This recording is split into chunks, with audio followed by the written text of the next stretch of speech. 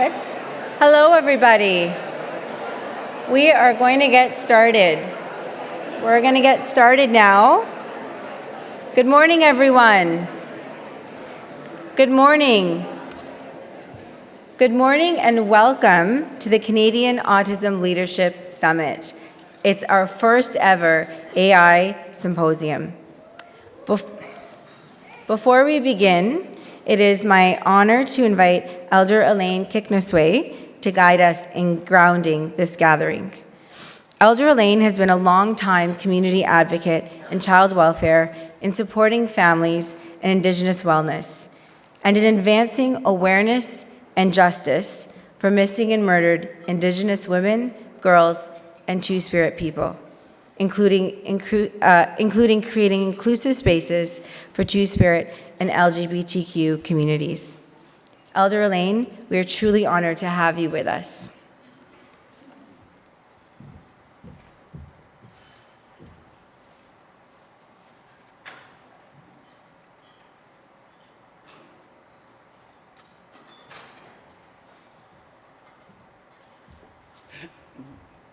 So good morning.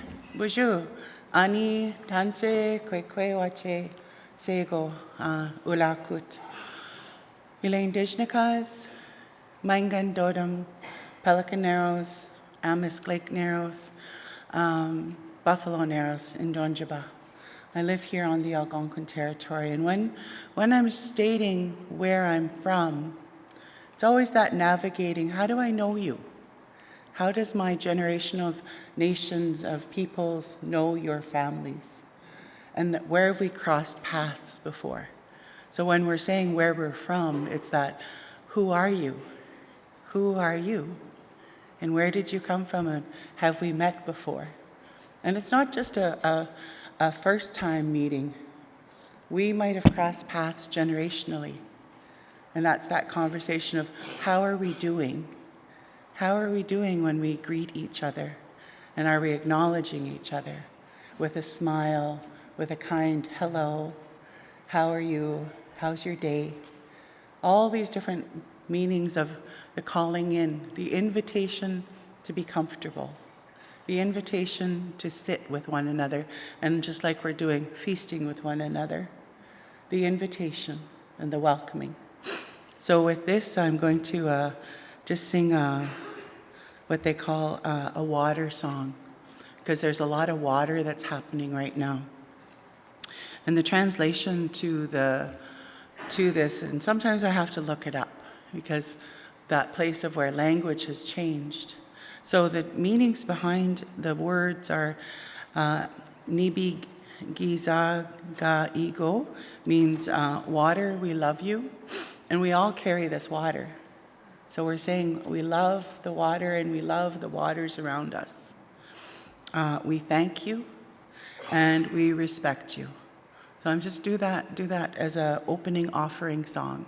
And what you can do is if you have water in front of you, or I know that you might have that coffee water or that tea water, and you're just holding it and you're thanking it, but you're also thanking the loved ones around you.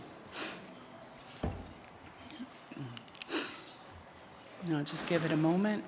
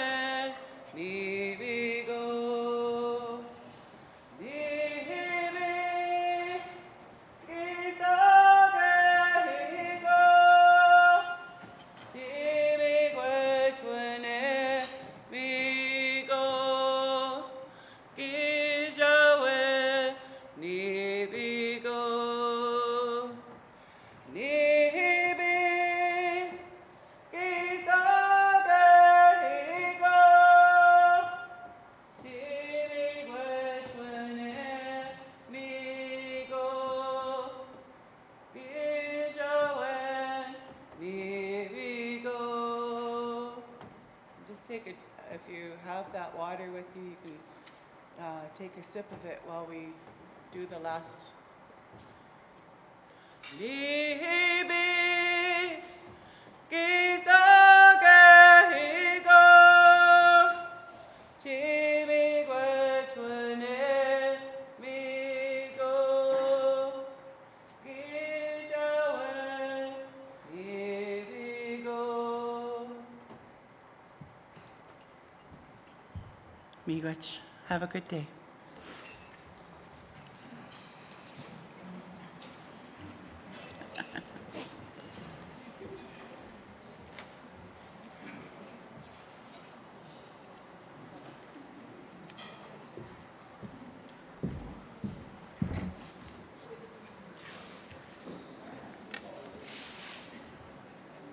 Thank you, Elder Elaine, for grounding us so meaningfully. Please join me in thanking. Good morning, everyone. For those of you who don't know me, I'm Deepa Singhal. I am the Scientific Director of the Autism Alliance of Canada. It is a true privilege to welcome you all here today.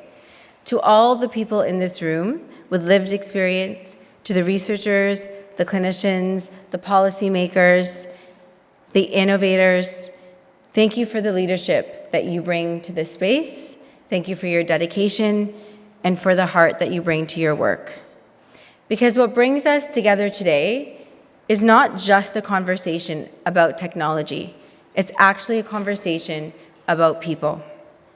The systems we design, the tools we build, and the decisions that we make shape who gets access, who is supported, and who is left behind. AI is here, and we have an opportunity to make sure that autistic people and their families will not be left behind this technological revolution. AI is already beginning to influence how people access information, how decisions are made, and how systems are evolving. And that brings both opportunity as well as risk, both hope and concern. There's real opportunity here to reduce barriers, to improve access, and to design systems that are more responsive and aligned with people's needs. But with that, there's also real risk and concerns.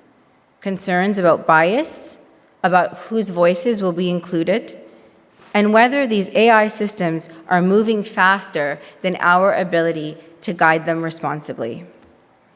Both of these realities are present, and both of them need to be held in this room today.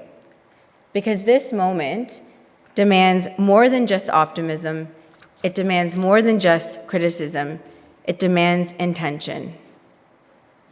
We also know that everyone in this room is at a different place in their AI journey. Some of you are leading this work.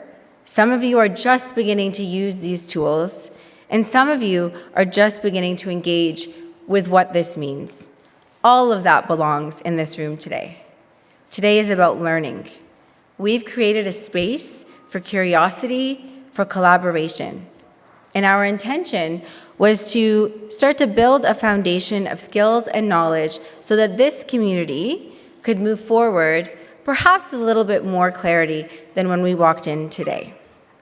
We have an absolutely incredible group of speakers, of panelists, of leaders joining us today. They're leaders from across sectors, industry, healthcare, research, community, lived experience, advocates, who all share a commitment to building a more inclusive Canada.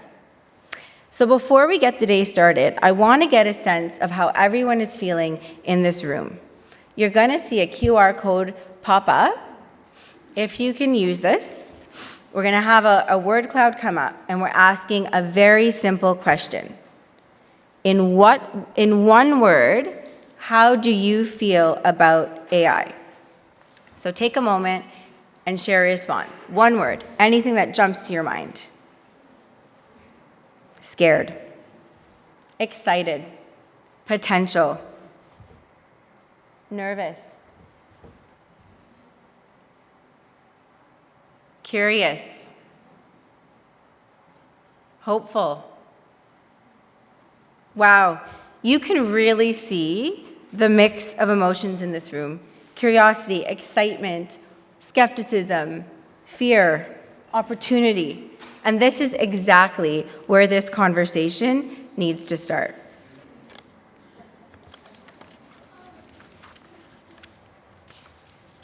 Okay, a few housekeeping notes. So all of our main sessions will take place here in the ballroom.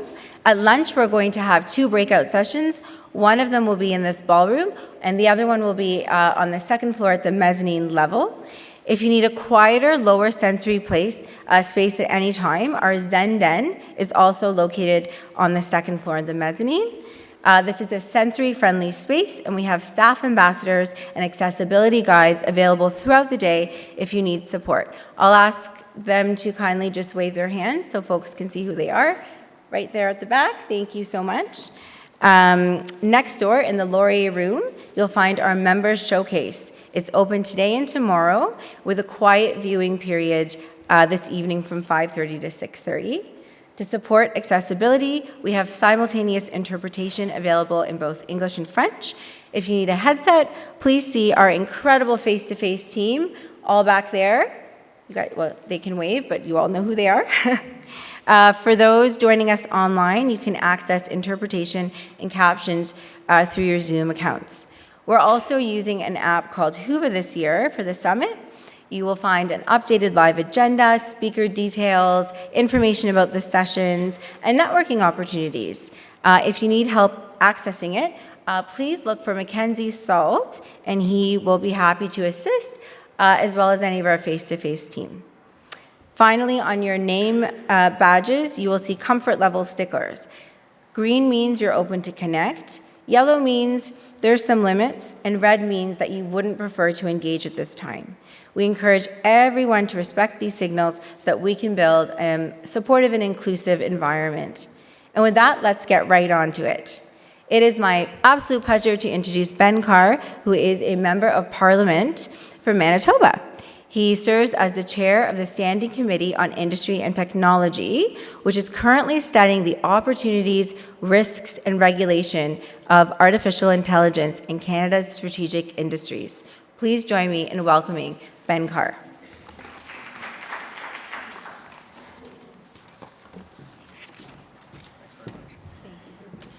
Yeah, my pleasure. Well, good morning, everybody. Bonjour tout le monde. C'est un plaisir d'être ici avec vous ce matin. My name is Ben Carr, and I am the proud member of Parliament for Winnipeg South Centre, which is located just in the southwest part of our beautiful city.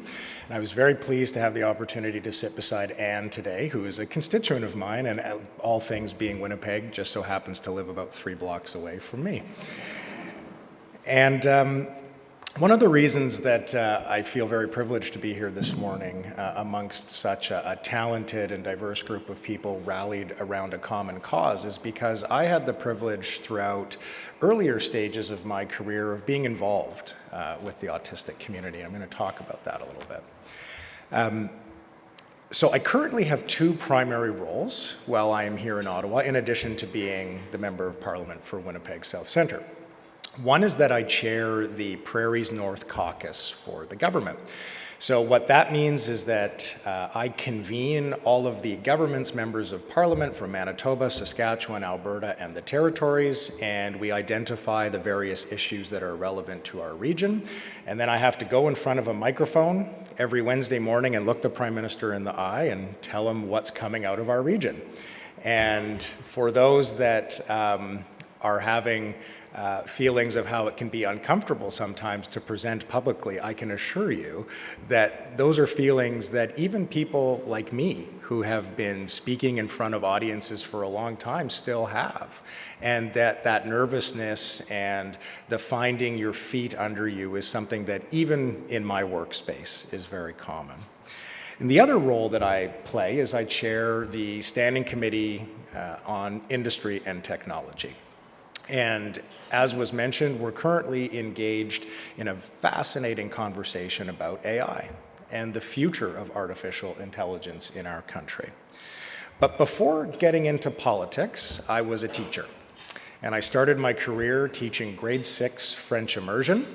I can still remember the first day, 3:30, the kids left. I put my head on the desk and said, I don't know how I'm going to survive another day. Teachers in the room will be able to empathize with that feeling. Parents might be too. And after that, I had the good fortune of becoming a high school teacher. And I got to go teach at my old high school. So I found myself calling my old teachers by their first names, which if you've ever been in that situation is a very weird thing. And then I had the opportunity to become what's called a divisional principal. For those of you familiar with Winnipeg or Manitoba, I worked in the Seven Oaks School Division, which has actually been a leader far and wide on inclusivity for many, many years. And I had the opportunity there, in my capacity as a divisional principal, to work directly with community shaping programs at a grassroots level that were relevant, meaningful to those that we represented. And after that, I became a high school principal. And what I told you a moment ago about the first day at the end of grade 6 French immersion, I can tell you was the same as the first day at the end of my first day as a principal. But I was the principal of a really cool school. It's called the Maples Met. And some of you may have heard of Met schools. If you haven't, I'd encourage you to take a look after the conference. There are 4 of them now, all in Winnipeg, the only 4 in Canada, but it's part of a network of about 200 around the world. And it's different in that the students stay with their teachers all 4 years of high school, a ratio of 1 to 15 pupil to teacher in the classroom, and it's project-based learning. So on Monday, Wednesday, Friday, our students are in the classroom working on projects that are related to the things that they are interested in, and then they go out into the community. And on Tuesdays and Thursdays, they work with mentors in a field related to the projects that they're working on in school, and all of that culminates in their studies. And one of the things that I would say is that the Met School is not for everybody, but it's for anybody. And what was meant by that is that so often in our public education systems, and I can't speak for other provinces and territories in the country, but I know my experience in Manitoba is such that we don't offer enough choice. We don't yet truly understand how to bring meaningful educational opportunities wholesale to all of our learners. And the reason I say this is because my experiences were framed very much by the moments I spent with my autistic students and their families. And I think very fondly of a kid named Shane. Now, being Winnipeg, it turns out that Shane and I are actually related, very distantly. But the moment Shane found this out, I became cuz. And even though as a principal I went by Ben, not Mr. Carr or anything else, I was cuz, and to me he was cuz. And we had challenging moments together, but they were moments that helped me to understand the importance of education as a tool. And tools have purposes, and we don't use the same tools to complete our objective for all jobs and goals. What my experience working with Shane and many others like Shane was that we have to draw on, yes, what we have learned and where we have come from, which from when I was in school is a very long way in terms of our understanding of diversity, of inclusivity, in terms of opportunity. But we have to make sure that we're keeping up with the changes that are happening in the world around us. So when we talk about education as a tool for growth, we're talking about a variety of different things. We're talking about it as being a pathway to happiness, to success, to security, to opportunity, to the type of future that we want for ourselves and for our families. And we now find ourselves in this moment in our country and in our world of massive disruption. And yes, this disruption, of course, is coming in the form of foreign conflict and politics that are happening across the world, but it's also happening in a way that is very much embedded in the fabric of our daily lives. And that disruption is being catapulted forward by artificial intelligence. So when we think about artificial intelligence, there are some natural questions that arise. And I really enjoyed looking at the word splash up on the screen, because those are all the words that I would have used. And they're all the words that we're hearing Canadians use all the time in the context of this conversation. So I thought I would take a moment to talk a little bit just about what we're hearing at the industry committee as we undertake this study, which is specifically related to the way that artificial intelligence is impacting our industries in this country. And that's a very broad topic. So one of the biggest things that comes up, and I think it's the foundational question around artificial intelligence, and I'll take a moment just to say that for those of you that are feeling really lost in this sphere of AI, you're not alone. I spend hours a week exposed to experts talking about it, and every day I have to wake up and ask myself, what did they say again? What does that mean? It's complicated. And it's complicated naturally, but it's also complicated when compounded across all of the various elements that it touches in our society. But the foundational principle, I believe, the foundational question that we have to answer is around trust. Canadians are using AI at some of the lowest levels in the world. Why is that? In part, it's because of the words we saw up on this screen: hesitant, scared, anxious, uncertain, leery. I did see fantastically amused, which I found fantastically amusing, but there is clearly hesitation, understandably so. So what I've been talking to my colleague Evan Solomon about, who's our minister responsible for artificial intelligence, is I say, Evan, I'm not going to be able to keep up with you guys on the technology front, but I want to bring back to you what I'm hearing from everyday Canadians in the context of artificial intelligence and what they're telling me and what they're telling your colleagues. And that is that they're unsure of where we're going. So it is incumbent upon the Government of Canada, provincial and territorial governments, but also organizations like this to be a part of the conversation. Evan often talks about AI for all.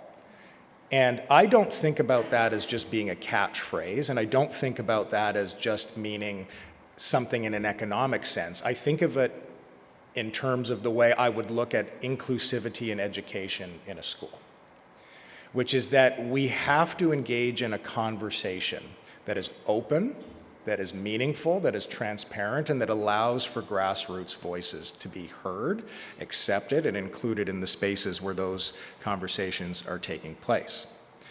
So the AI umbrella is very broad. Some of the conversations involve what we call data sovereignty, which is this idea of, if I'm a small, medium-sized business in Canada and I'm using an AI platform that's storing your personal data, does that have to go to the United States, for example, and then back? A lot of people are worried about something called the Cloud Act. So if you've heard of the Cloud Act, this is a piece of legislation in the United States that effectively gives permission to the federal government in the United States for whichever reasons they may deem necessary, to access data. So naturally, notwithstanding perhaps the current administration to the south of us, but broadly speaking, the desire for us to be in control. And I suspect that lots of the hesitation that was behind the sentiments of those words that popped up on the screen a few moments ago is the fact that people want to know, what's going to happen with my privacy? And so data sovereignty is important, but so is the way that this is going to change how we function on a day-to-day. And it was mentioned at the outset about the workplace. and about inclusivity.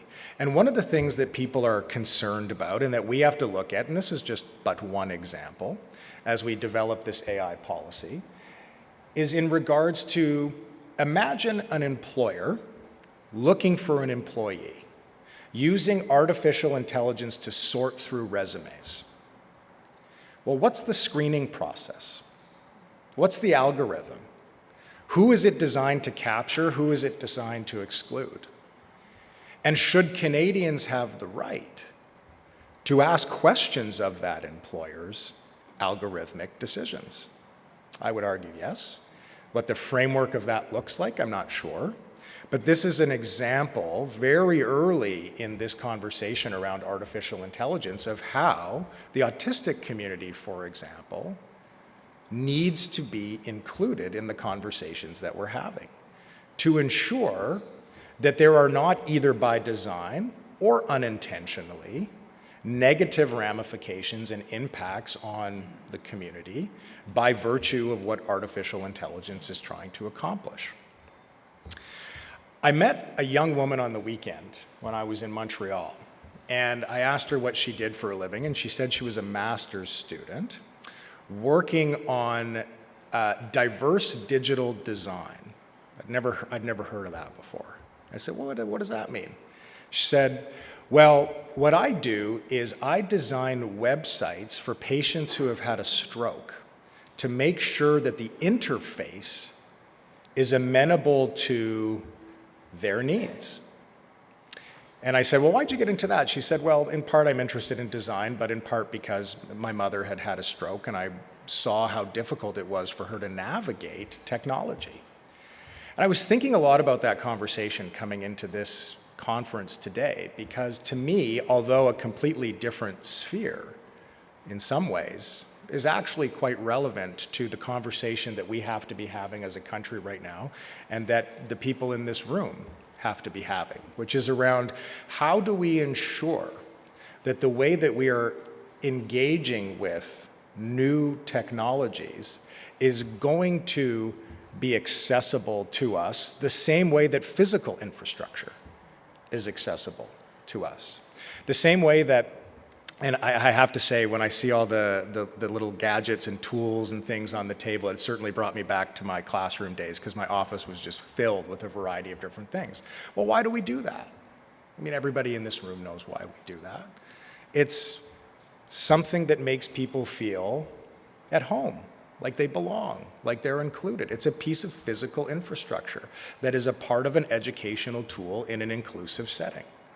The same type of mentality has to be applied to this conversation around artificial intelligence. So when we take the next steps, and Minister Solomon will be coming forward in the not too distant future with a national AI strategy, it's going to be very important that we think about the place for the autistic community in Canada within that conversation. And there are no doubt reasons to be concerned and tentative about what AI is capable of doing right now. Did anybody, maybe just by a show of hands if you're comfortable, happen to see this Anthropic story in the last couple of days? So yeah, I think you're probably thinking the same thing or talking about the same thing I am, which is an AI tool designed by one of the world's leaders in artificial intelligence that effectively found thousands of vulnerabilities in systems and then emailed its designer on its own and started taking some control over its actions.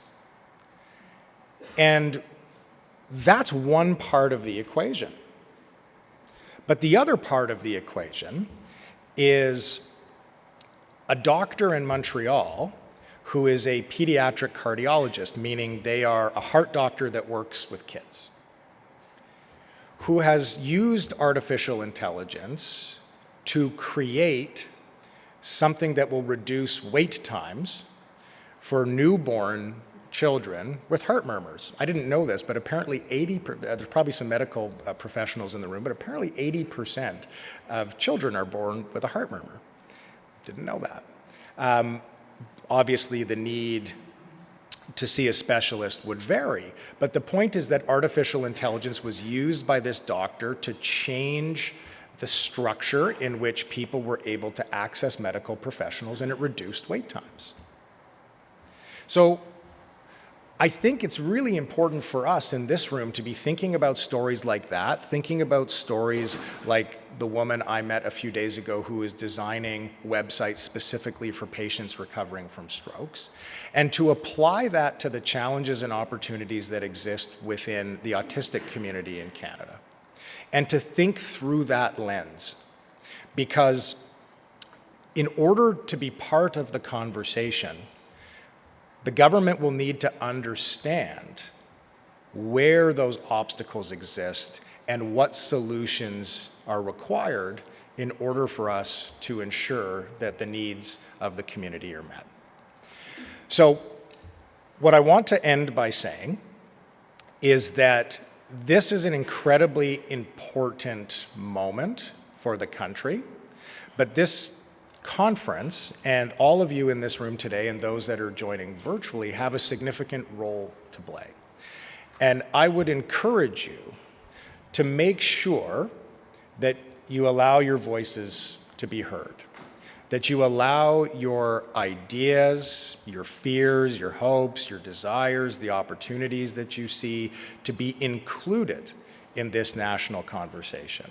And if we apply a lens to artificial intelligence and the place for communities like the Autistic Community of Canada in it, the same way that we do that physical infrastructure and those remarkable gains that we've made in educational settings over the course of the past several decades, we will get to a place in this country where the implementation of this new technology, which is going to change the way we do so much, arrives in a way that is inclusive, that is supportive, that is safe, and that inspires a future full of opportunity and prosperity for all Canadians. So with that, thank you very much for the opportunity to be here, and I wish everybody a wonderful conference.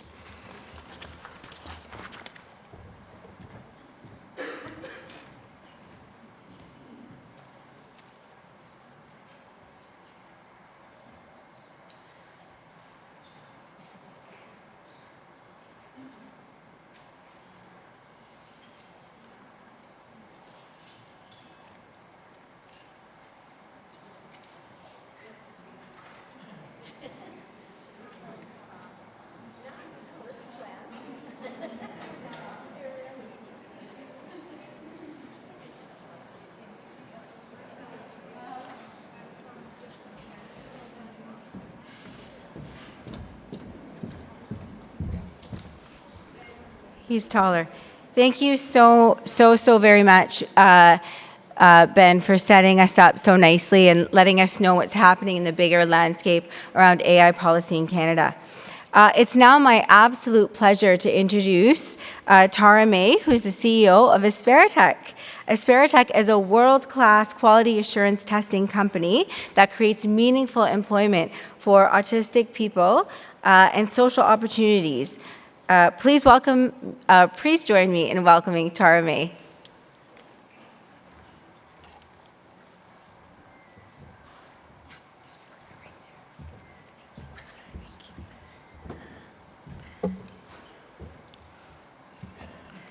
Hi, everyone. Good morning. As Deepa said, I'm Tara May. I'm CEO of Asperitech.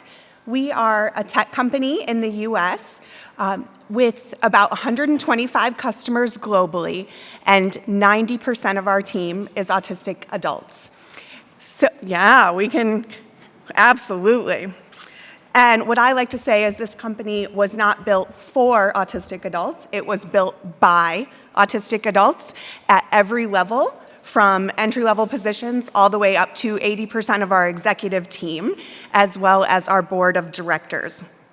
I'm also a board member across several organizations, including NeuroWorks, working to change the story of neurodivergent employment. And I'm a proud advocate, after 25 years in the corporate digital transformation space, for kindness in the workplace.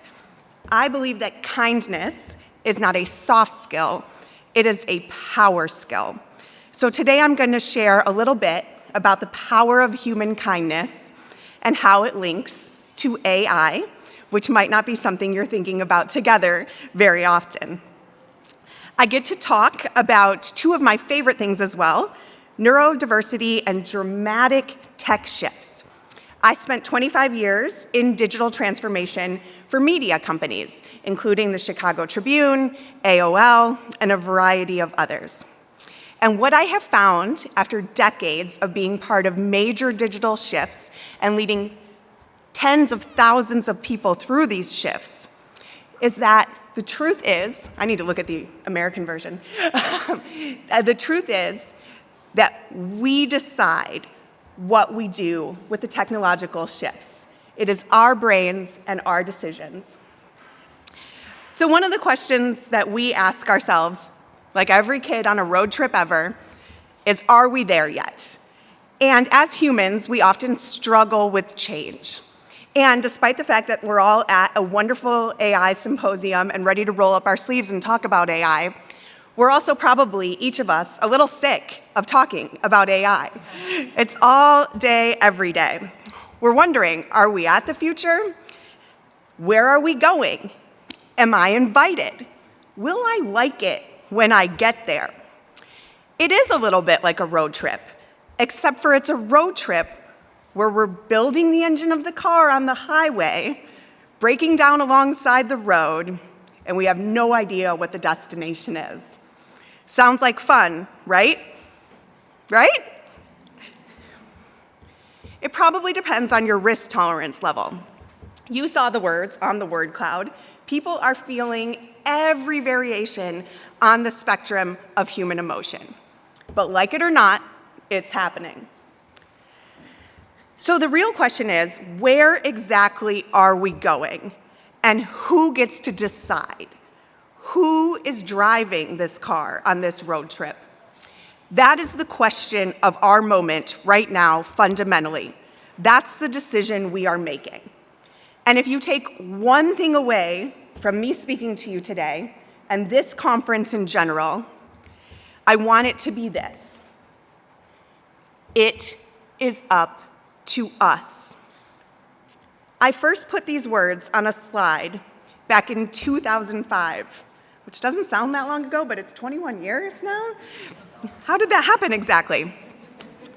So I was part of the committee writing a code of ethics for the Chicago Tribune's first ever social media policy. Now that dates me a little bit, right? At that point, we were deciding, should we use social media in the news? What are we doing? We're putting unverified information out to the world in real time. Is this good or is this terrible? Fast forward 21 years and we can barely even understand this conversation. Everything happens in real time now, and we don't remember the world any other way. In the 2 decades since then, every development in technology has only made this more true. It is up to us. Not an algorithm, not a model, not the big tech companies, as much as it might feel that way. This is not some inevitable march of progress that we are just passengers on. We drive the car, us, the people in this room, the leaders of this community, the dreamers and the builders and the advocates who showed up to a summit about autism leadership and AI and decided that this conversation belongs to us. Now, I want to pause for a second because every person is probably thinking, well, this is different than all those other technological shifts. AI is unprecedented. We've never seen anything like it before. And I want to offer you just a gentle pushback on that. This isn't entirely new. We have faced dramatic technological disruption. The printing press, the steam engine, the internet. Those of us born in the 80s remember life without the internet. When we had maps, remember? Every single time people said, this changes everything, nothing will ever be the same, some of us will be left behind. And it can be true. Artificial intelligence, at its core, is a branch of computer science that develops systems capable of simulating human cognitive functions. I made that sound technical on purpose. That's not new, but think about my childhood in the 80s. I had a calculator that looked roughly exactly like this one next to a Lisa Frank folder. And calculators, what do? They simulate the human ability to do math, but they do it faster. And all of our teachers were wrong when they said we wouldn't be carrying that around in our pocket every day. Turns out we are.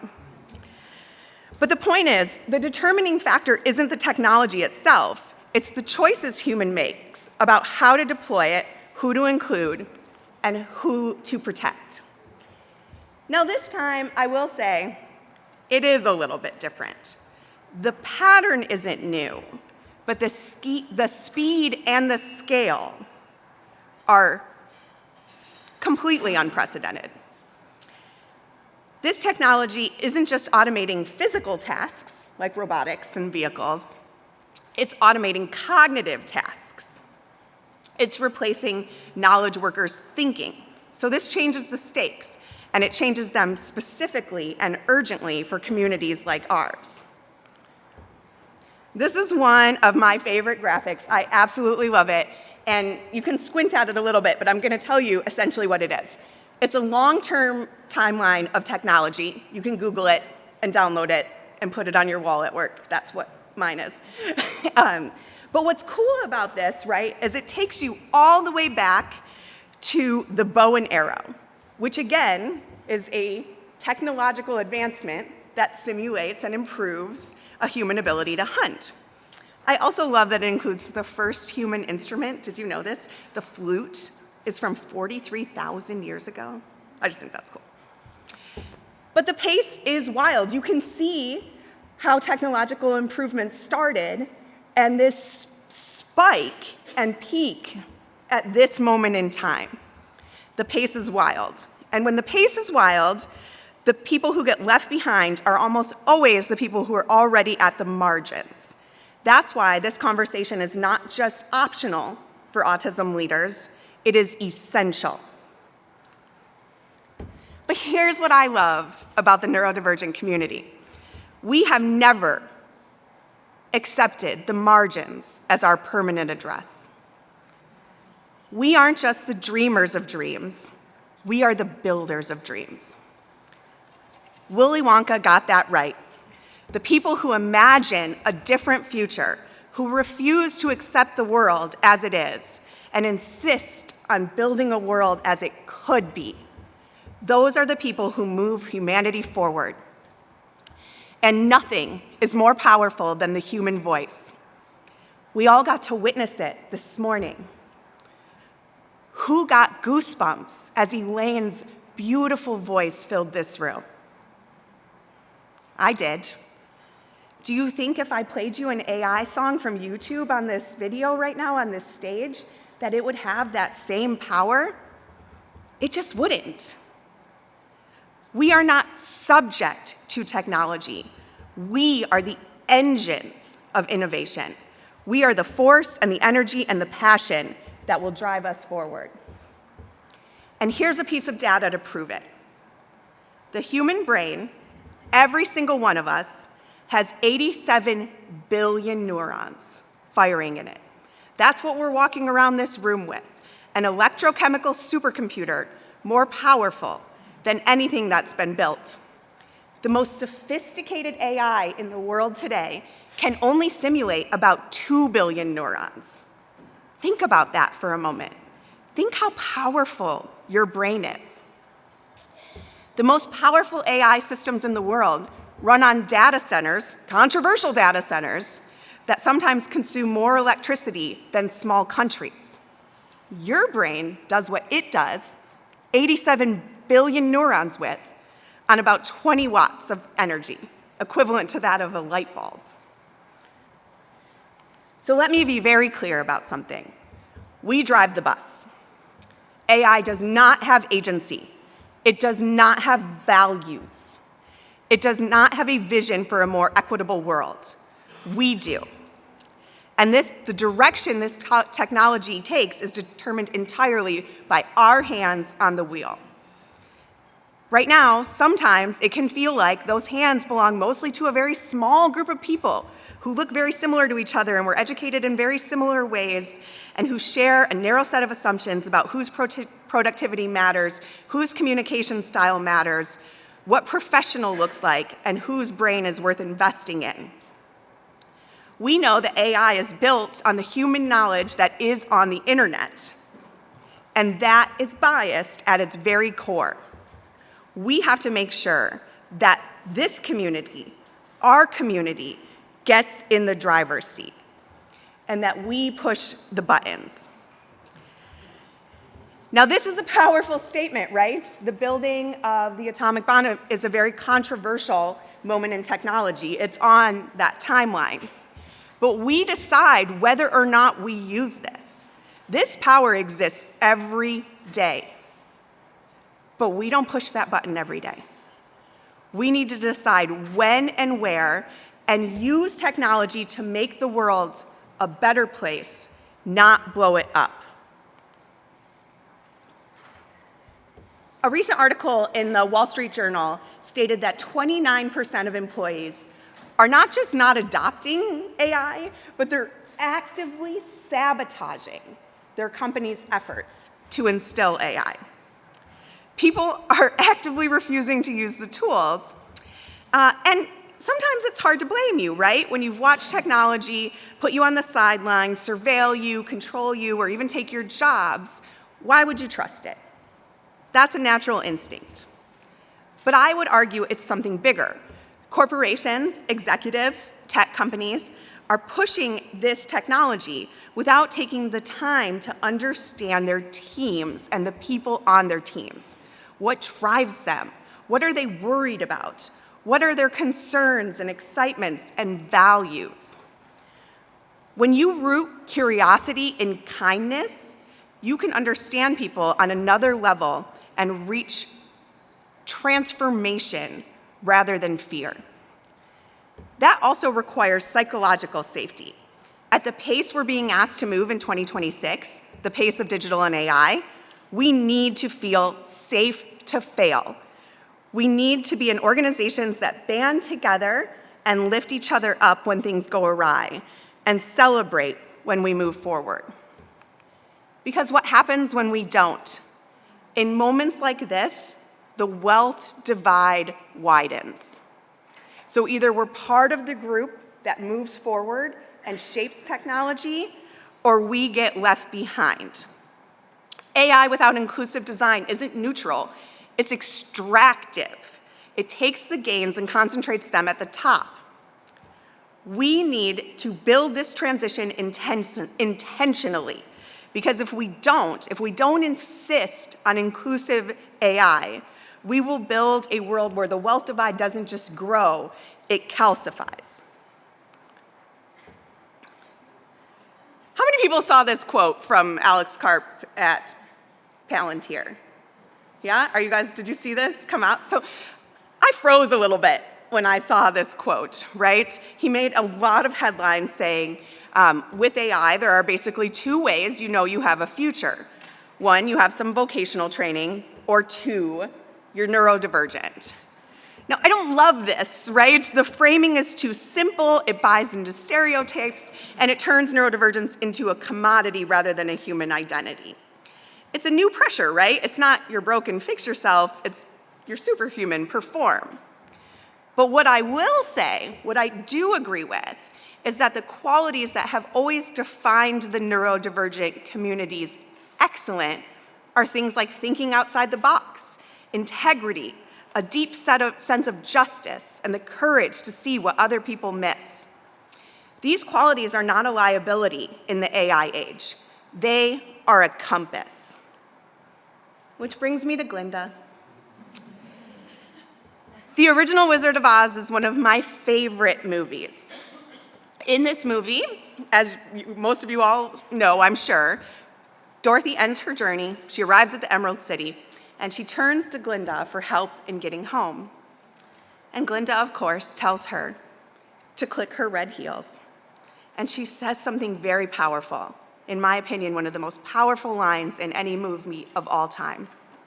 She says, "You've always had the power, my dear. You just had to learn it for yourself." That's how I feel about AI's tools empowering the neurodivergent and disability communities. It gives us tools to bring out the potential that was always there. You've always had the power. So what do we do with that power?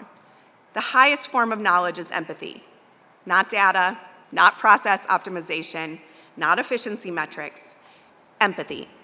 And I want to make a business case for this. I'm a CEO, I have a P&L, and I believe that the truth should be able to stand up in a boardroom as well as a conference hall.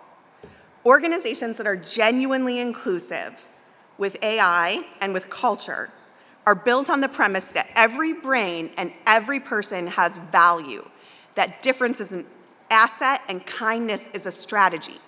Those organizations perform better, have lower turnover, higher engagement, more innovation, and more trust. The ROI of kindness is real. I have seen it at Spiritech for years, and the data from dozens of organizations confirms it. Kindness is not the opposite of effectiveness. It is a vehicle for transformation. So here's what I want to leave you with. No matter how powerful AI gets, and it is going to get very powerful, the technology is not the decider. You are. No matter how fast the pace moves, and it is moving wild, the direction is ours to set collectively. This community has been fighting for belonging, for dignity, for a seat at the table for a long time. That fight hasn't ended. It just has a new playing field, one made of models and data sets and deployment decisions and procurement policies and hiring algorithms. I believe that the people in this room should be starring in that game because you know what it costs when systems are designed without you. You know what inclusion looks like versus what it pretends to look like. You know that the highest form of knowledge is empathy. Take your brilliant brains, your human kindness, your personal set of values, and go change the world. Thank you.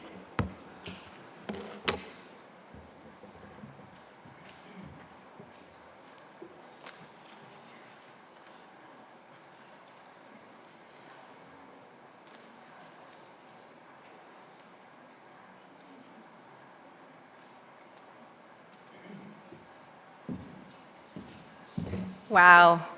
Thank you so much, Tara. I just want everyone to just sit with that for a minute because I feel chills. I really do. We're just going to set our next panel up. Can I get our next speakers up on the stage? We'll have Dr. Yuda Trivianis, Saadi Khan, Robert Collin, and John Weigalt. Just come to the stage and then we'll get set up. Feel free to chat. Okay. Oh, come on in. So Senator Martin's going to come up. And Senator Martin's going to come up. Who did you go first? Okay. Oh, you're going to go first?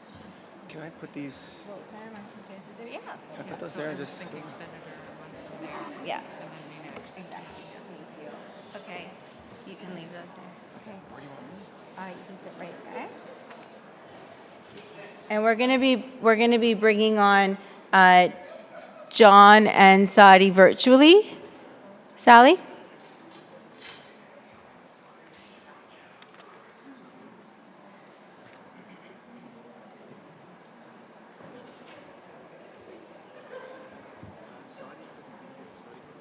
Two of our speakers were regrettably unable to join us, but will be joining us virtually. Yeah? Great. Oh, here we go. Okay. It is my absolute honor. Stuff here. Okay.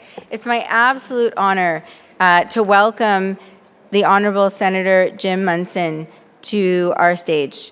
He has been a steadfast and dedicated ally to the autism community. He has long championed inclusion, equity, and the voices of autistic people and their families at the highest levels, and we're very grateful for his continued leadership. He will be moderating the next session.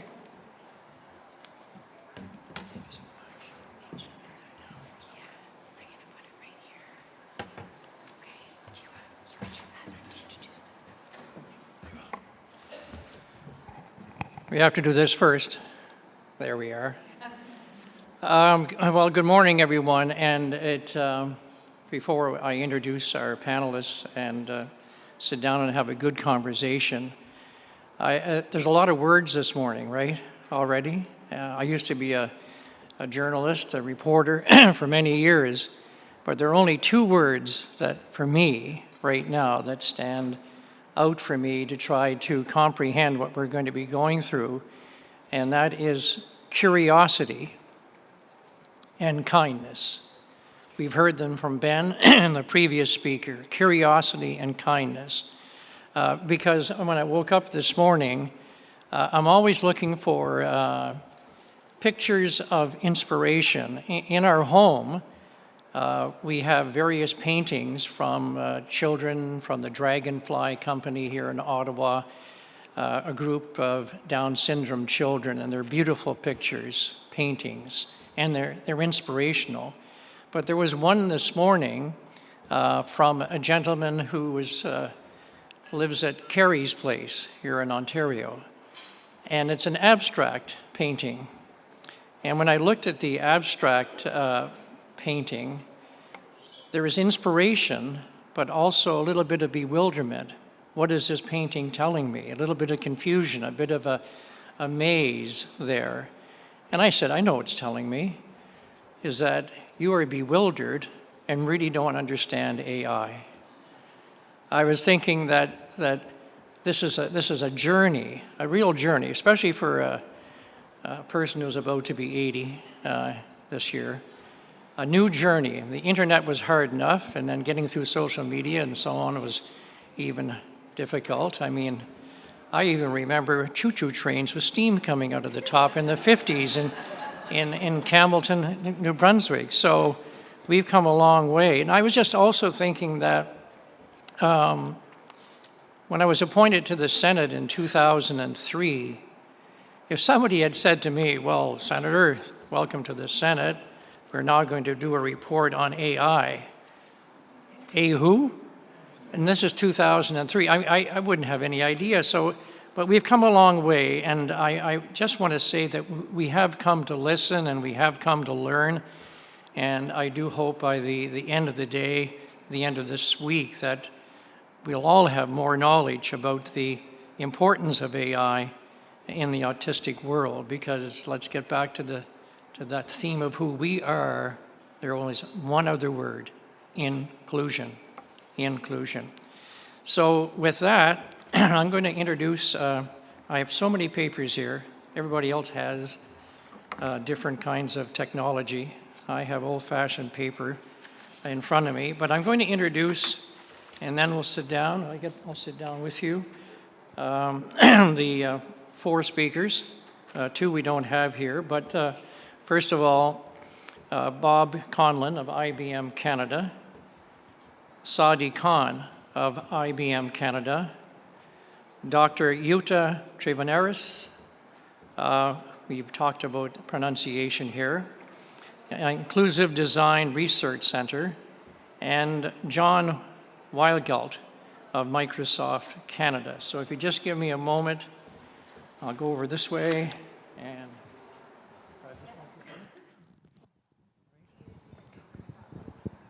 she wants to do it from here? Okay, well, let's have a drum roll. Here we go. Dear Doctor, you're the first one on our agenda today for a discussion on AI. Yeah. Oh, then we'll have the discussion. Yeah, great. Yeah, I think we were each asked to give a quick presentation on our position. And I love the fact that Tara talked about that it is in our hands. And I've been working on, I've been working on how can we shape AI since probably I was telling another Tara, my first AI that I tried to shape was back in 1981. How many of you were born before 1981? Okay, a few of you. And there I was looking at how do we create what is called a hidden Markov model that would recognize dysarthric speech. And certainly AI has been around for a long time, but many of us have not actually become aware of it until ChatGPT hit the scene. So what I want to talk about is how do we do what Tara has suggested we do? How do we help to shape AI? And I'm on a panel where several people will be talking about the wonderful opportunities of AI. I'm going to talk a little bit more about the risks and the things to be aware of and what we can do about those risks. So I've called my part of this panel Accessible and Equitable AI. And as I mentioned, the risks and opportunities of artificial intelligence. And I want to give a little bit of an introduction to why I think there are risks and what we can do about them. AI is basically mechanizing, accelerating, amplifying, and automating existing patterns, the things that we've done before, like Tara said, doing things that we as humans have done in the past. And at its most basic, in all the various forms, and there are so many types of AI, including those ones that I worked on in the 80s, and ChatGPT, which there's a massive spectrum, but all of them are statistical reasoning machines. So they're powered by statistics, feeding on the available data. And of course, what data is available is very differentially supplied because it's people who are digitally participating, who've left digital traces. It's people who are able to access digital tools, and it's all of those things on the internet. And you can think of AI as a power tool, doing what we have done before more efficiently, accurately, and sometimes, certainly with the earlier decision systems, consistently, although that is no longer the case with ChatGPT. But they're wonderful at statistically finding or producing the typical, the popular, the normative, the predictable, and the statistically average. And of course, my fellow panelists are going to talk a lot about the extreme opportunities of AI, and they cannot be denied. AI is great at recognizing speech, gestures, patterns, images, finding an object or pattern, matching and labeling objects, remembering forever, and reminding on time. How many of us that are aging find that very useful? They are also able to sort possible paths to find an optima. How many of you are relying on GPS? And they detect common mistakes and correct them, grammar, spelling, etc. With Gen AI, we can create videos, text, images, applications from our prompts, predict and communicate intentions, summarize and translate. There are so many different ways in which we can use AI. Produce a polished version, check and actually repair accessibility as well, which of course can be very useful. And then we have embodied or physical AI, where AI becomes a physical thing like a wearable, a robot, a automated vehicle. And, but with each of these, there are provisos. But even with these life-changing benefits, there are associated risks.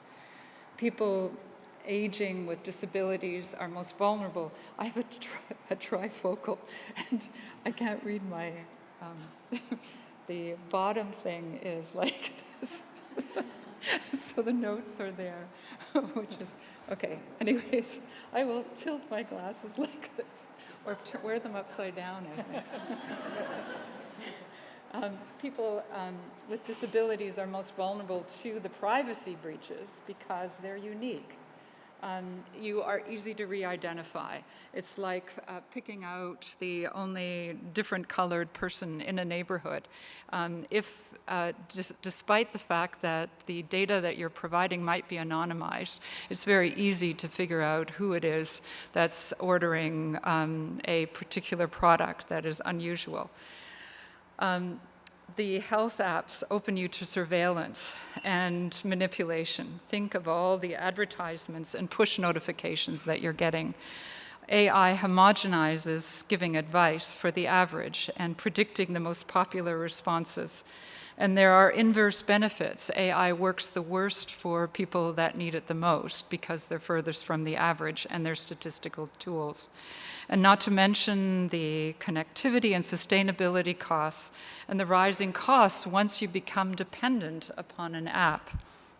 And large language models are not designed to produce the truth, but to sound believable. They appear most confident when they are repeating stereotypes.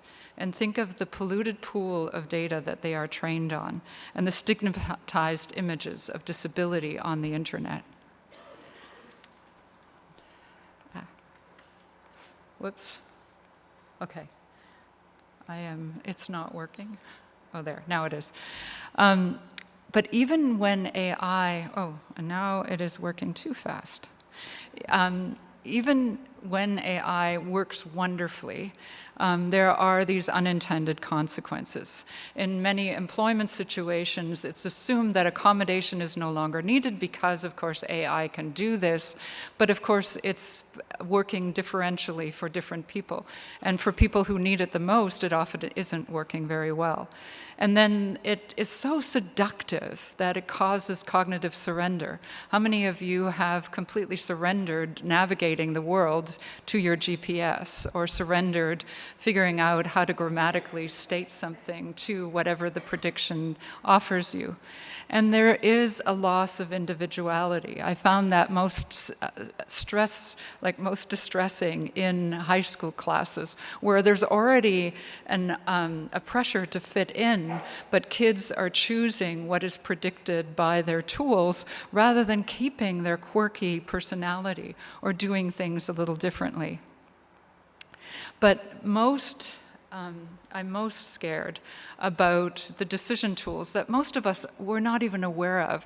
Do you know how many decisions about your life, critical, really important decisions, are currently made by AI? Who gets hired, who gets admitted to university, what your treatment is, where you are in a triage, whether you get a mortgage or not, how much your insurance is going to cost.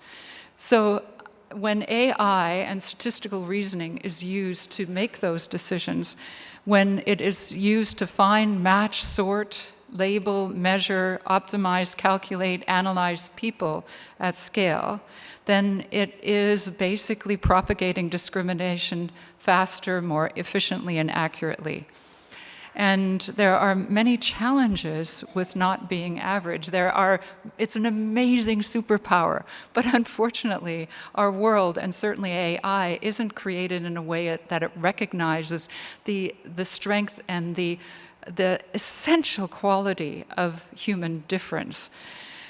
One of the things that I've been doing over the more than 40 years that I've been in the field is asking almost everybody, what do you need to participate? What do you need to thrive? And it's a very, very, of course the answer is going to be different for everyone. And so the only way that I can plot this data, for anyone that's into data, is in a high-dimensional multivariate scatter plot. And you don't need to know what that means, but basically what it does is it looks like a starburst, and I've called it the human starburst. And like Pareto and anyone that knows about the 80-20 rule or a normal distribution, it is a normal distribution. So 80% of the needs are clustered in the middle, 20% of the space, and the remaining 20% of the needs are distributed out into the periphery, getting further and further apart. And if you look at it, the needs in the middle are very close together, meaning they're very, very similar, and that's where you have economies of scale. And the needs that are out at the periphery are very different and very far apart.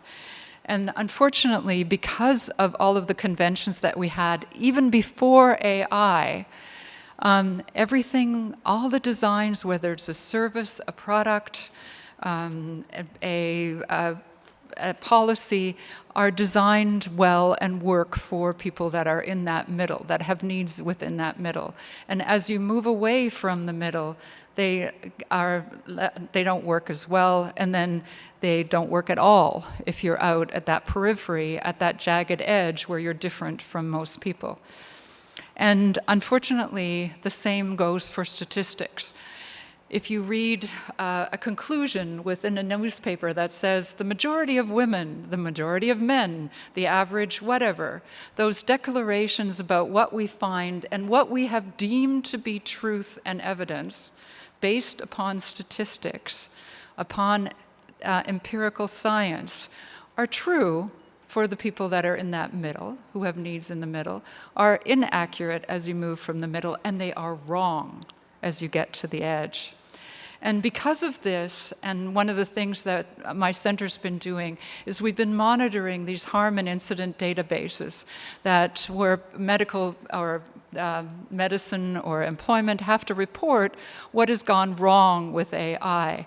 And unfortunately, it's a disproportionate harm to people with disabilities. And unfortunately for me, certainly, it's a very distressing exercise of I told you so. So what we're finding is that there are things like parents who are disabled being denied custody of their children because of the decisions of AI, false positive tax audits, false positive security flagging, biased credit and asset rating, unfairly denied mortgages and loans, unfairly high insurance rates, disproportionate and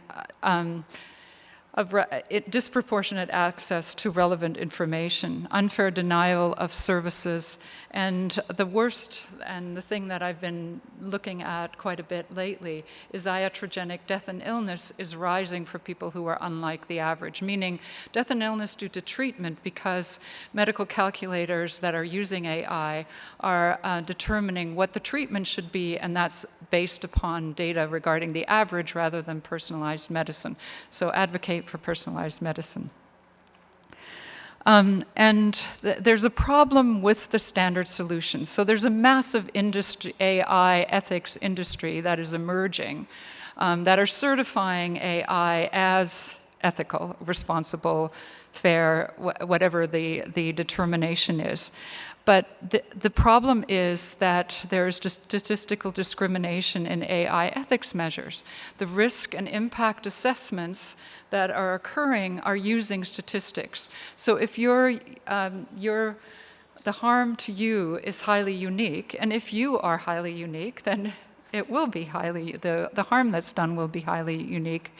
And so what is happening with those AI ethics protections is that those harms are deemed to be statistically insignificant, merely anecdotal.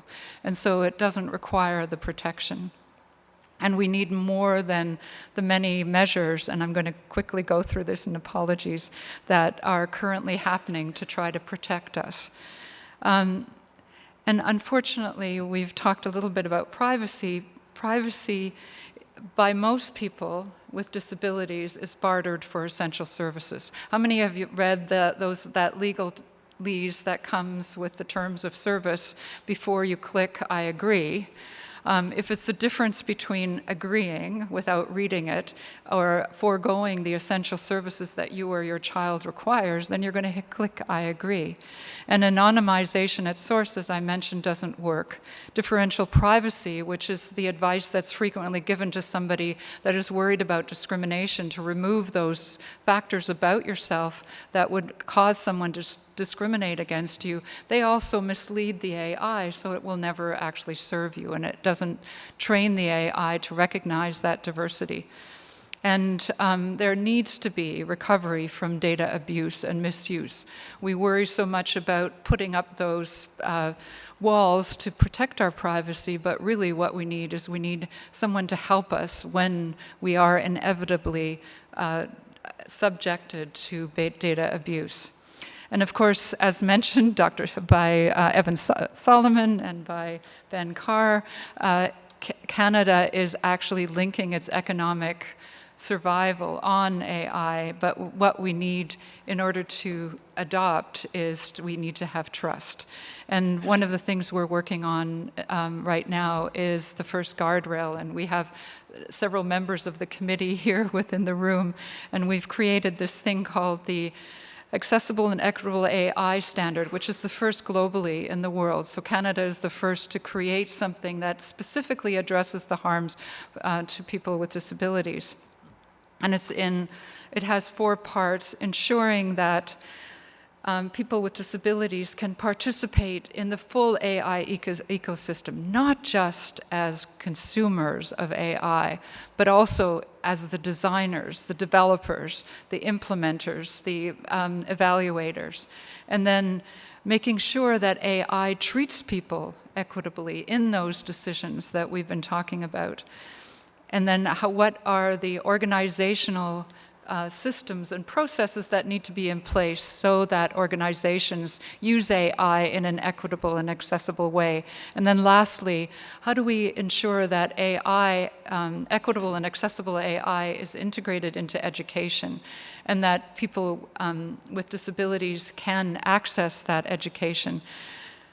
And lastly, because I was asked to talk, we are within my center working on how do we stretch AI out to those edges so that, and specifically we're working with children and adults who are non-speaking, looking at large language models that are trained on small data, that protect the privacy, that are bottom-up, designed by those individuals that require the AI communication tools the most. And I'm going to pass it on to the next speaker. Thank you so much. Do you want your notes? Good morning. Good morning. Sadi, are you with us? I am. Can you hear me okay? All right. I'm going to let you kick us off, Sadi. Go ahead. Okay, perfect. Well, good morning, folks. As mentioned, regrettably, I was unable to be with you today in the room in Ottawa, but I'm so grateful to continue to share our message. My name is Sadi Khan, Managing Director within Financial Services for IBM Canada, and I'm joined by Robert Conlon, who is in the room there on the stage, Managing Director, Public Sector for IBM Canada. We're so thrilled to be here today, and beyond our duties at IBM, we are proud neurodiversity champions, not only within our community, but also within our homes and surrounding communities. This combination shapes how we think about technology, not just as a business tool, but as a way to unlock human potential. Today, we want to share how AI is evolving, how IBM is approaching it, and why it matters deeply for accessibility and neurodiversity. Excellent. Thanks, Sadi. So I'm going to start us off here with a short definition. What is AI? Well, at IBM, we define AI as the technology that enables computers, machines to simulate human learning, comprehension, problem solving, decision making, creativity, and autonomy. The possibilities of AI are tremendous. And at IBM, we've been a part of the AI journey for a very long time. Is this one? Okay, this is the right slide. From the early 1950s, using machine learning, with our Deep Blue project in 1997, we showed where AI can defeat a chess champion. And then again in 2011, we showed what we could do with the power of AI to beat some of the smartest humans on the planet at the game of Jeopardy. Each milestone has expanded what's possible. Today, we are in the era of generative AI, where systems can create, reason, and assist in entirely new ways. But for IBM, it isn't just about breakthroughs, it's about applying these capabilities responsibly to real-world problems. IBM focuses on AI for business outcomes. Actually, I think I've skipped a slide here. Okay, I apologize. I skipped a slide on you guys. I apologize. In IBM, we focus on AI for business outcomes. We've learned that success with AI doesn't start with the models, it starts with the data. I think you touched on that earlier about the importance of the training data. The journey begins with collecting, organizing, and governing data. Only then organizations can move towards advanced analytics and ultimately AI systems that can automate and augment work. We've said, kind of a catchphrase in the company, you can't have AI without good IA, which is short for information architecture. Today, a huge amount of enterprise structured and unstructured data remains unused, and that represents enormous opportunity, but only if organizations invest in strong data foundations and governance first. In many ways, the quality of your AI is only good as the quality of your data, and if there are biases and underlying cracks in that foundation, they can be used or amplified for not good outcomes. Inside of IBM, I'm going to make this real for you all. We've been our own top client for artificial intelligence, something we call Client Zero. This has enabled IBM to save $4.5 billion since the onset of our program about 4 years ago in productivity gains, targeting to reach over 5.5 by the end of this calendar year. And just to give you a couple of snippets, in HR, 94% of common HR inquiries are managed through our Ask HR AI agent, leading to a 40% reduction in the HR operating budget, which was substantial for IBM. In IT support, ticketing volume was reduced by 56% through automations. And in finance, IBM projected a 90% reduction in cycle time for journal processing and related financial workflows. Now, similarly, and more relevant for today's focus, AI has tremendous potential to support autistic people. For example, AI-powered tools can assist with communication, helping interpret tone, suggest responses, or translate complex social cues into clearer guidance. In the workplace, AI can personalize learning, break down tasks into structured steps, and adapt to different cognitive styles. For many autistic individuals, consistency and predictability are key. And AI systems can provide that in ways that traditional systems cannot. On the other hand, AI can also provide support for those seeking to better understand the autistic brain and how to optimize communications with their coworkers and family members and so on. This is where technology can enhance connections between humans when it helps individuals thrive in ways that align with how they uniquely experience the world.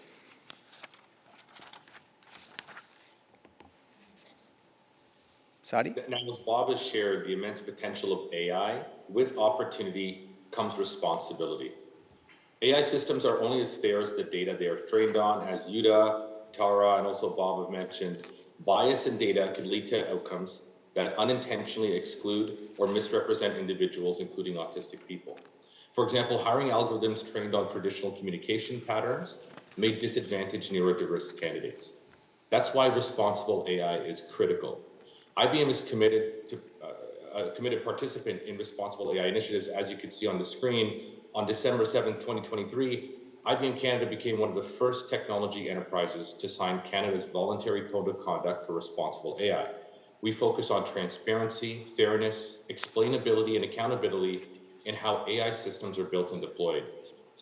Trust is foundational. Without it, AI cannot reach its full potential. Next slide, if you don't mind.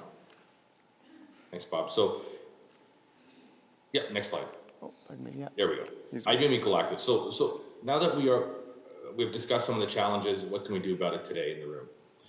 At IBM, we've created Equal Access. It's the free capability that helps organizations test and improve the accessibility of their digital experiences. The IBM Equal Access Toolkit is a publicly available set of guidance standards and practical tools designed to help organizations build digital accessibility into their digital products and services from the earliest stages of development, from planning and design through development, testing, and eventually to product or service launch. As expectations for accessible digital experiences continue to evolve across markets, organizations benefit from having a repeatable, scalable approach to accessibility that supports innovation rather than slowing it down.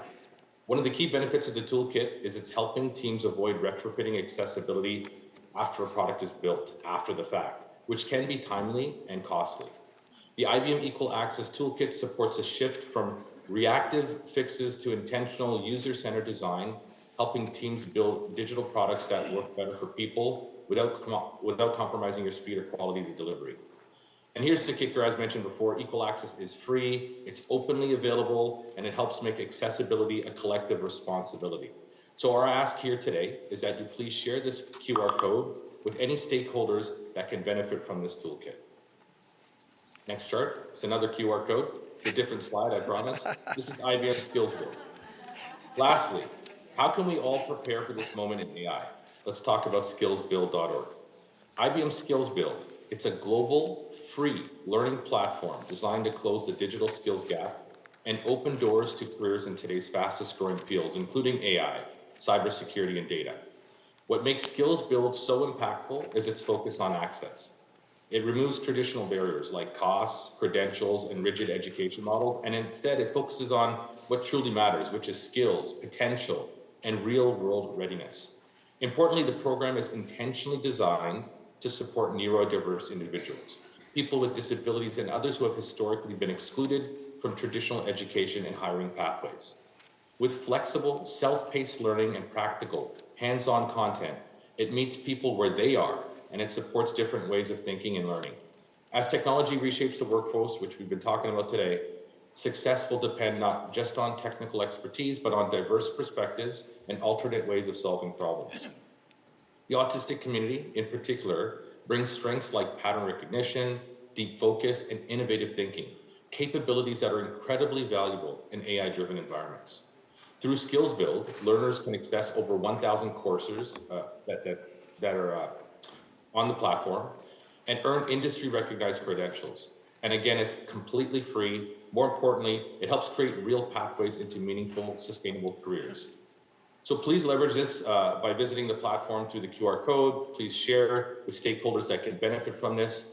And one of my colleagues and Bob's colleagues, Justin Burkhart, he's on site today at the summit. He will be conducting a skills build workshop, so he'll help demonstrate how to navigate AI content and further explain the platform and explore the platform to help you individualize the platform and ultimately enrich your skills. So thank you for that. Thank you, Sadi, and thank you. Yeah, thank you. Great. Just want to make sure that, thank you, John. So John's there. Well, the 87 billion neurons are working overtime right now. This is a heavy head this morning, but is John here or close by? Not close by, but hopefully I'm there. Oh, there you are. All right. John, okay, John from Microsoft Canada, John Wildgut. Thanks so much, and it is a shame that I'm not to be able to be there with you in Ottawa, my hometown, but certainly an important topic that we need to connect on. I'm not sure if you've got my slides up. I'm not seeing them just yet. So I'm John Weigelt. I'm Chief Technology Officer at Microsoft here in Canada. It's important to note that we've been here in Canada with Microsoft for 40 years, almost as long as we've been really focusing on accessibility and putting accessibility into products. And so this is part of a longer term journey that we've been on. A little bit of background about myself. I work at that interface between policy and technology. And I've been working in international standards and accessibility for over 25 years, and I lead Microsoft Canada's responsible AI team. And I think it's really important that we're able to share the message of responsible AI and how organizations are looking at putting in place tools that are inclusive of broad communities. Next slide. And so it's hard to believe that it's been over 14 years that Satya Nadella took over as CEO as Microsoft. And as CEO, he really set a new direction for the organization. He really proclaimed that Microsoft was a cloud and AI first business. And so he bet the business on AI. And for those of you that remember some of his early talks around this, he suggested that the IT industry doesn't respect history. They only respect innovation. And he really kicked innovation in the company in high gear, the engineers to build more and build faster. Now, we often hear the Silicon Valley mantra around innovate by breaking things. And Satya cautioned. He said, look, we can't afford to innovate by breaking things. There are areas where we need to be thoughtful and deliberate around how we deliver those solutions. And one of those areas he indicated was artificial intelligence, that we can't afford to break things for artificial intelligence. Next slide.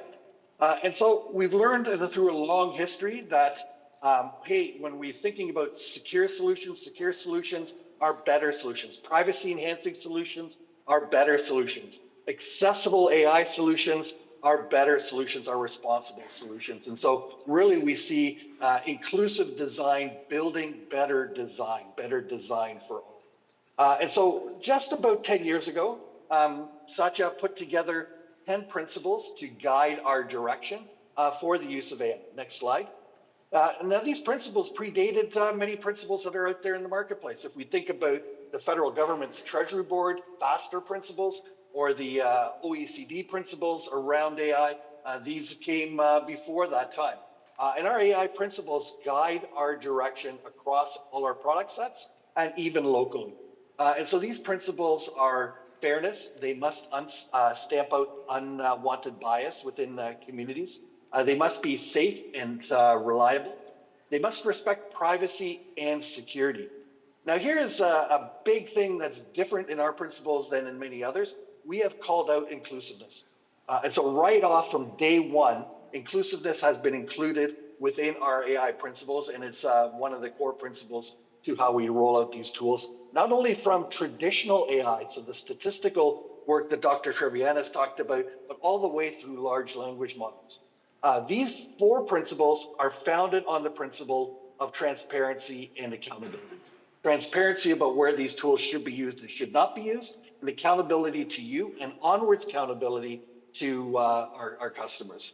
Next slide. And so to implement these principles, we have 3 pillars. These pillars include the work that we do internally, and so making sure our products and tools respect and reflect the communities that they work in. My responsible AI team was actually working on a tool that we call Business Chat for the Quebec environment, so that we could really reflect the distinct society that we have here in Canada and work for that community. We have research groups that work around human and AI interaction to make sure that they work correctly. The second pillar is around working with you, the community, and making sure we can extend these tools outwards and make other organizations understand the power and utility in responsible AI. Over the last few years, I've had over 200 sessions with Canadian businesses, from the largest to the smallest, in the implementation of AI governance in their environments. And then finally, the last pillar is working with community members, either regulators, civil society, and others, to ensure that the tools are applied in appropriate ways. Next slide. And so, like our president, Brad Smith, talks about technologies as being tools and weapons, we need to recognize that there are benefits and risks. And we need to be able to call out those risks and address them. One of the biggest challenges that we have is trying to treat AI as a singular thing. We often hear people say AI is all large language models, and you're using large language models to do medical predictions, or using large language models to figure out whether or not somebody gets employed or not. We really need to be careful about this conflation and confusion. These tools are built together and assembled through a variety of different things.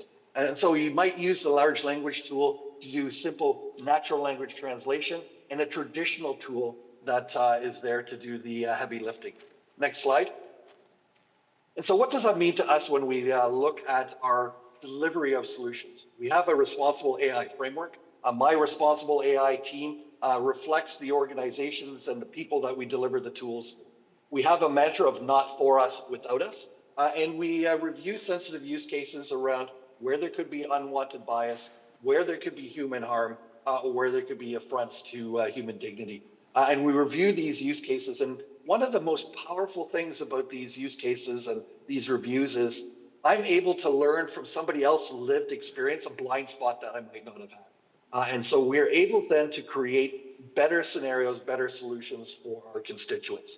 And I know I'm going through this rather rapidly. The time is short from the presentations. Let me just conclude on a couple pieces of homework. Next slide. We have a wealth of materials that demonstrate the importance of inclusiveness within our tool sets. And so we invite you to review our inclusive information, take a look at the learning materials that are freely available, and to have a look at how these tools can help the community with some of their unique requirements. And lastly, I'll put out a plug for our Ability Summit, which is coming up in May. And you're all invited to participate and contribute to the conversation at the summit. Later on today at 1 p.m., we have Pauline Martin and Olivia from Microsoft presenting a hands-on lab on how to use these tools as well, so that you can see these tools in action. And with that, I'd like to thank you for your time and look forward to the conversation. Thank you very much, John. I'm going to open up the floor and I have a whole bunch of questions here that have been given to me to ask, but I think it's fair if I ask you to ask some questions. I really, and I'll let you get prepared by asking my own. I'm always struck by the word responsible AI. Is there an irresponsible AI?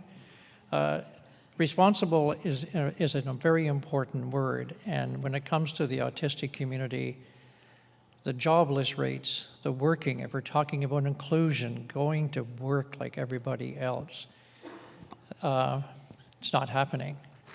And it was alluded to this morning that perhaps with some of the wonderful attributes about AI, that there are some not so wonderful attributes that are not being monitored enough, that are already excluding people.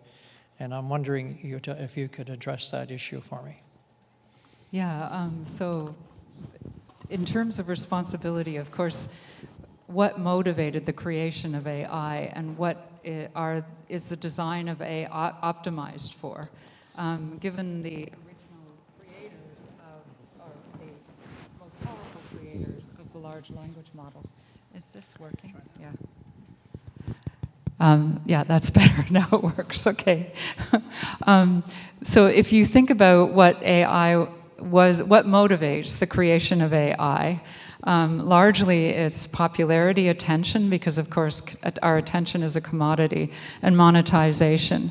And so those are really not the values that are of greatest benefit to people who are struggling or people that are currently already discriminated against by society, by our employment systems, our education systems, our markets, etc. So this notion of responsible AI is, I think it requires not just a fundamental shift in how AI is designed, but also a fundamental rethinking of our values. And I think that one of the gifts of AI is that it's like a magnifying mirror. It's showing us the direction that we as a society are going, and why are we speeding in that direction? Because is it good for us? Is it good for our environment? Is it good for the equity across? Are we all thriving? No, we're driving disparity. And so the development of a more responsible AI means that we actually need to some extent, invert many of the values that we have. And this is one of the reasons why we're working on things where we're inverting that the way that AI works. So, for example, in employment, usually what happens with an AI hiring tool is it tries to match the success patterns of the past. So who were your successful employees in the past? Who was most productive? And then let's find from this large pool people that match that. And then you can even add culture fit. You can add what's your favorite university? So let's prioritize people that come from that university. And instead, what we're doing is we have a project called ODD, Optimizing Diversity Through Disability, where rather than trying to find people that are exactly like the people that have already been employed, which of course leads to a monoculture within your organization, and we know what happens to monocultures. Anyone from Irish potato farming background, I mean, they can be felled with a single blow, and you are not adaptive as an organization. So rather than replicating and creating clones of people that have already been successful, we look for perspectives and skills that are not included within the organization. So responsible AI, I think, requires more than incremental changes and adjustments to these AI systems. It requires more than adding our tiny, tiny piece of data into this very polluted pool. It requires rethinking how AI is designed and also rethinking the conventions and the assumptions that we've made in the past that AI is replicating. Because AI is simply replicating, it's learning from us, whether it's the Uber driver or the Uber customer or whatever, it's using the data of what currently happens and it's replicating that. But I think we need to rethink those fundamental things. Do we want to create standardized learners to therefore staff replaceable workers? Is that of justice to our students? Because we're setting them up in a collision course with AI. We need to rethink our markets. We need to rethink popularity. The Mentometer or Slido that we had there just now, what happens is the most popular thing grows and increases in size. And what happens to the things that are unique and novel and that are going to be most innovative? They disappear. They become tiny. And because the most popular gains our attention, we want to be popular, so we agree to it. Our democratic systems, all of our decisions are majority rules. So what happens to the minorities? Our design systems are, we find the most successful solution, the winning solution within our startup companies. Who are the losers when that happens, etc. I mean, I think responsibility needs to be redefined not just for AI, but for many of other practices that are part of the conventions and the assumptions we make within society. Sorry, that was a very long answer. But well, thank you very much. Are there questions? If there are questions from the floor, I would certainly like to take them, but I would like to ask briefly the three gentlemen about the teams that are working on with IBM and Microsoft and any other company. I mean, do you have neurodivergent people on your teams each and every day working on designs for inclusive, in an inclusive way?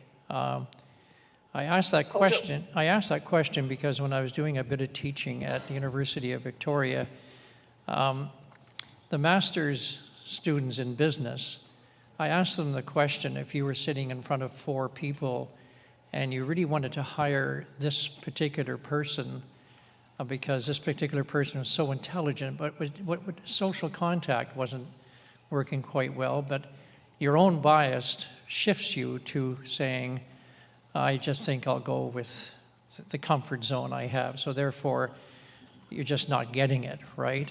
But with that in mind, would any of the gentlemen like to address that issue? Because, you know, nothing about us without us. So there you go.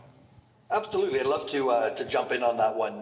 Look, we feel that hiring for differences is critically important at the organization. And as a manager at Microsoft, I've received explicit training around hiring for differences and having diverse teams. And so it's making sure that we put out job descriptions that are objective and they're not biased around any particular user communities. We have the Microsoft Neurodiversity Hiring Program. And so we have a particular location where people can go to be hired within the communities, and we have the supports and constructs there so that managers receive the training so that they can provide the appropriate assists across different communities of excluded individuals or individuals that have unique access requirements. Look, you know, I think it's we need to be cautious not to, again, lump AI into one particular area. When we think about how Microsoft thinks about AI, we think about co-pilots. These have humans that are integral into that conversation. We have the human and AI interaction teams that look at new ways to help people interact, so we can amplify their judgment. We can amplify their creativity. We can amplify those things that are human in individuals. We also have to recognize that we can help work against some of those preconceived biases by assembling tools in a variety of different ways. We often hear people talk about large language models about being a unilateral type tool that's trained off of individual information off the web. We can tweak and nudge those tools using small language models and other tools to tune those to make sure they address the broad community. Yeah, and Senator Munson, just jumping in as well, from an IBM perspective, similar to John from the Microsoft Canada lens, we have BRGs, business resource groups. So absolutely want a diverse pool within our base of employment to reflect all walks of life in the country. And these we have a neurodiversity at IBM BRG, a business resource group, and it's actually led by autistic employees to ensure that IBM's internal policies, such as sensory-friendly office spaces and flexible communication styles, are driven by those in the lived experience. As well, when it comes to designing AI, I mean, absolutely, we need to ensure that neurodiverse people are part of the process. It's not just as end users, but as contributors to how systems are shaped. So it includes co-design, user testing, and continuous feedback loops that reflect different communication styles and sensory needs. And designing for can sometimes rely on assumptions, but designing with helps reduce those gaps and leads to more usable and adaptable systems. Thank you very much. Are there any, any questions? Yes, thank you. Microphone, maybe? Want me to run down there for you? Yeah. I know. Oh, here we go. Thank Here's you. Deepa. Okay. I know you. My old buddy. There you go, Corey. I have a loud voice. My wife always tells me I still need the microphone. So one question I have, one of the concerns I have about AI, like I've seen the slides about automation, workflow automation and stuff. To me, it almost sounds like a different way of saying, well, we're going to take what used to take 20 people and now do it 2, and now we got 18 people out collecting unemployment, looking for work. How do we fix that? Like, what's the solution for that? And I'm going to ask the question also that probably on many people's minds, even though it may just be a thing in Hollywood, is there a risk that AI could be, I'm not thinking that AI is going to like kick the humans out, that's all Hollywood stuff. But I'm wondering, is there a risk that AI could just be basically end up taking over our lives that we end up not thinking for ourselves? I'll answer the last question first, and the answer is, I hope not. So, but on the first question, we do see significant. I'll just share with you the IBM example because I think you'll be able to transpose that. In IBM Canada, we're not just an American company operating here. We have about 10,000 employees. We manufacture semiconductors in Bromont, Quebec. We have about 4,000 software developers developing the most consequential software technologies that are on the market today, including our AI technologies. Very proud, coast to coast offices across the country. In the last 5 years, we've seen a significant transformation of our organization as a result of the use of AI, like I read in my prepared speech for me. This is the personal Bob here, not the scripted Bob.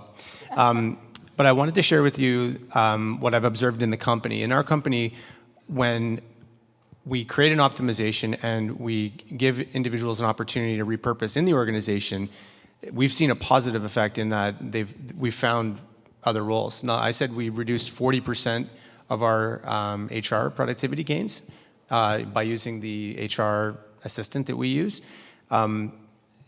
In humans, that's 10,000 humans globally. Now, in IBM, that's just one example. We had productivity gains across software development, customer support, logistics, procurement, finance, you name it. And we've actually grown our company in all of that transformation with all of those roles. So I think we're the living example of an organization that is showing, what happens. Like this is your potential. This is Canada's potential as a public service. This is Canada's potential from a societal perspective, is to repurpose. Now we talk about it, but I think we have to start doing it. And I'm optimistic. That's part of my DNA too, also. But I am very optimistic. So yes, again, I hope AI doesn't change the way or remove thinking for me. I like to, on the weekends, I like to turn my phone off. I hope everyone tries to do that. Doesn't work that often, but anyway. I don't know if, you want to pass? That's good, yeah. Yeah, so I think we can't give in to what is called cognitive surrender, like just delegating the important decisions to AI, which unfortunately is happening. It's highly seductive in to just accept whatever the AI offers when we're writing, when we're speaking, especially someone that is using an assistive technology. How many of you use grammar checkers, spell checkers, tools to help you write more consistently or whatever? And at some point, probably, especially when time is limited, you just go, okay, fine, I'll accept it. I think we need to not do that, and that's part of our role, to make sure that we just don't let AI decide what we say, how we say it, and what is proper, what is right, etc., or what is acceptable. And productivity and efficiency, to what end? I mean, that's efficient at what? Productive at what? I think we also need to, the costs of AI in terms of the environment, in terms of the human labor that goes into all of this. I'll tell a little tiny anecdote. I was in Colombia, and at the border of Venezuela, where there are many, many refugees, Venezuelan refugees, including youth. There was this learning center which supposedly was going to give people portable skills. But when I looked at exactly what was happening there, it was youth who were spending 8 hours a day labeling images. And that's what went in. So this was sold as a portable skill, but in fact, it's child labor. I think it behooves us to look at what is the cost of these things? So don't use it to create those funny memes or put, all of that costs water, it costs the environment, and it costs human sweat and labor to empower you to do that. I think we need to really think about how are we using AI? What are we using it for? Should we use it? Just because we can doesn't mean we should. We need to rethink what are the values behind all of the things that we're using AI to power before it automates and we no longer have a choice as to whether that's the direction we're going to take it. Well, thank you very much, and we're going to wrap up. I promise and make a pledge this morning that I will not use AI to ask about my hypochondria. This is over now. There's just a much better way. But I just go back to the very beginning of our discussion this morning that kindness again. By the way, as a senator, I had a bill that became law, Kindness Week in Canada. Perhaps we can use AI to really boost it through that particular time. Also, the words that all came up here at the very beginning of this discussion, this is going to be a good day. Because when I sat down here this morning, I was apprehensive, I was nervous about not being up here, but just trying to understand this. And we've just taken the first steps on what I've always described to people when I worked as a reporter on the road to curiosity. Just remain curious and do not be afraid. And I want to thank the panel for insightful comments this morning and a very balanced conversation. And there's more to come. Thank you. I think we're going to have a break. Thank you, everyone. We are going to get to a break. I want to sincerely thank you all. Thank you for joining us virtually, John and Sadi, and we had an incredible panel with amazing insights from leading experts across the country. It'll be incredible to have hands-on training opportunities at lunch, so stay tuned. Everyone, go take a break, recharge, relax, refresh, and we'll get right back up here with incredible speakers who are going to talk about real-life applications that they've been working on. Thank you very much.